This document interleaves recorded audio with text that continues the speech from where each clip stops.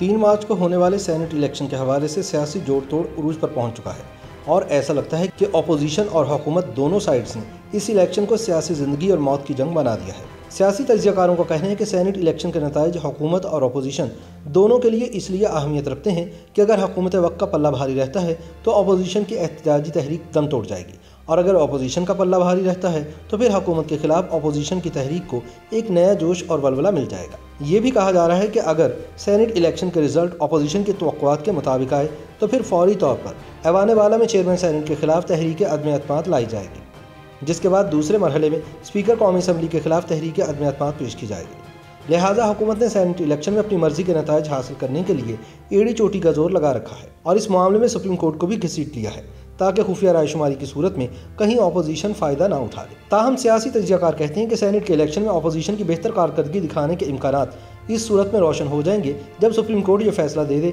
कि senate election open ballot से नहीं हो सकते और आइन के मुताबिक इन्हें खुफिया रायशुमारी के जरिए ही होना चाहिए। दूसरी जानिब हुकूमत को उम्मीद है कि सुप्रीम कोर्ट सेनेट के इलेक्शन ओपन बैलेट सिस्टम के तहत करवाने के लिए इसे कोई ना कोई रास्ता ज़रूर फ्राहम करेगी। ताहम अपोजिशन के हलकों का कहना है कि सुप्रीम कोर्ट आइन की तशरीह तो कर सकती है लेकिन आइन में तरमीम नहीं कर सकती और अगर senate election open ballot system के तहत करवाना है तो इसके लिए एक आइनी तरमीम दरकार है जो कि सुप्रीम कोर्ट नहीं कर सकती।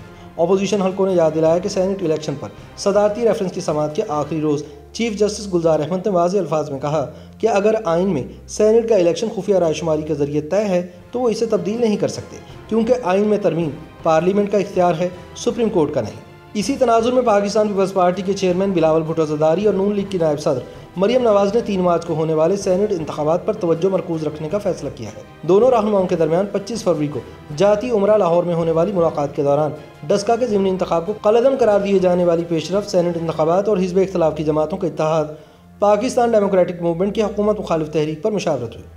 दोनों रहनुमाओं के दरमियान मुलाकात ऐसे मौके पर हुई जब सुप्रीम कोर्ट ने सेनेट इंतखाबात ओपन बैलेट से कराने से मुतालिक सदारती रेफरेंस पर अपनी राय महफूज कर ली है। इसी रोज़ इलेक्शन कमीशन ने कौमी असम्बली के हल्का NA 75 डस्का के ज़िमनी इंतखाब को कलअदम करार दिया।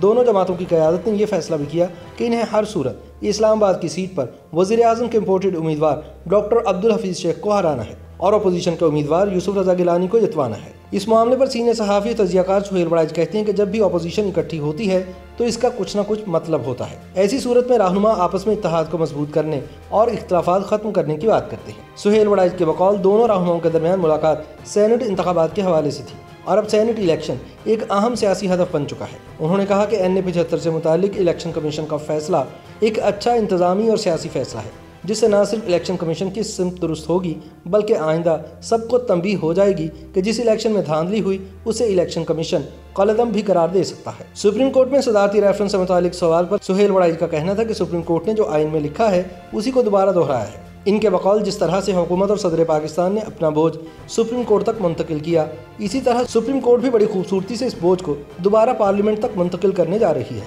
दूसरी जानिब तज्ज़ियाकार नसीम ज़हरा कहती हैं कि हिज़्ब इख्तिलाफ की जमातों के इत्तेहाद PDM की ये कोशिश है कि हुकूमत पर एक तरफ से सियासी दबाव बरकरार रखा जाए और दूसरी तरफ सेनेट इंतखाबात में कोई सरप्राइज सामने ले आए। नसीम ज़हरा के मुताबिक सेनेट इंतखाबात के हवाले से सवाल ये पैदा होता है कि सियासी जमातों के आदाद शुमार पर खुफिया रायशुमारी होगी या सबके सामने होगी। इनके बकौल PDM ने अपना रास्ता कुछ तब्दील किया है, वो बाइकआउट और इस्तीफ़ों से पीछे हट गए हैं। हिज़्ब इख्तिलाफ की जमातों का इत्तेहाद अब मौजूदा सिस्टम के जरिए ही सियासत को मुतहर्रिक किए हुए है। नसीम ज़हरा कहती हैं कि एक तरफ हमजा शहबाज शरीफ को ज़मानत मिली तो दूसरी तरफ आसिफ ज़रदारी के मुकदमात भी कराची मुंतकिल हो गए हैं, तो किसी हद तक हिज़्ब इख्तिलाफ में शामिल सियासी जमातों को रिलीफ तो मिल रही है।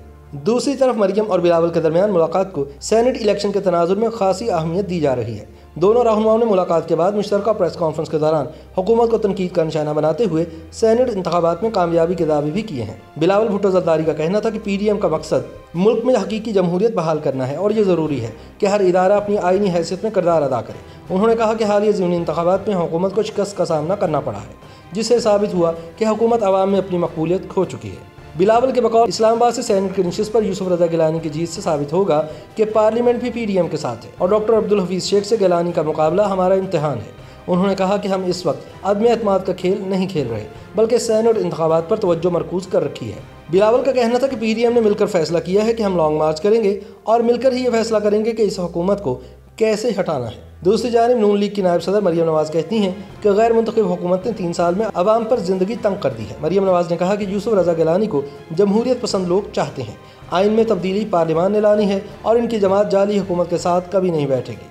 पाकिस्तान तहरीक इंसाफ की हुकूमत से मुतालिक एक सवाल पर मरियम नवाज ने कहा कि आइनी मुद्दत पूरी करने का फार्मूला मुंतखब हुकूमत पर लागू होता है, किसी चुनतखब हुकूमत पर नहीं। इन हालात में अब देखना यह है कि सेनेट के इलेक्शन में अपोजिशन इत्तेहाद हुकूमत को नीचा दिखाता है या हुकूमत अपोजिशन को नीचा दिखाने में कामयाब होती है।